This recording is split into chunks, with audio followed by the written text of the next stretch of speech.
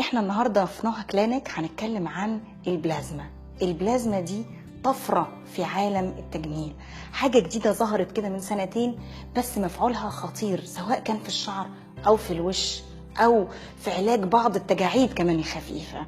ايه هي البلازما؟ البلازما دي ببساطة شديدة عبارة عن عينة دم بتتسحب من العيان، بنفصلها في الجهاز بتاع السنترفيوج، وبعدين بنبدأ ناخد منها الصفائح الدموية بعد ما بتكون اتعززت بالعوامل النمو بالفيتامينات الطبيعية، ونبتدي نحقنها تاني، سواء بنحقنها في الشعر أو في الوش أو أحيانا في بعض المناطق في الجسم كمان علشان تعالج بعض المشاكل.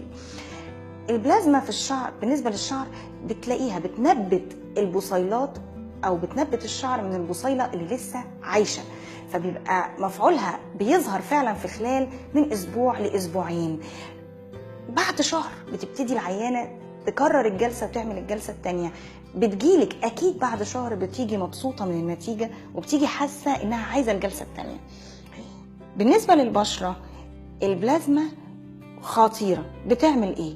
اولا ممكن شوية ترفع الخدود، ممكن شوية تعالج الهالات السوداء، ممكن شوية تعالج التجاعيد الخفيفة اللي بين الانف وبين الفم، ممكن تشيل بعض الاثار بتاعت الارهاق بتاعت التعب، ممكن تعالج كمان بعض البقع، ممكن تدي نضارة، ممكن تدي تفتيح.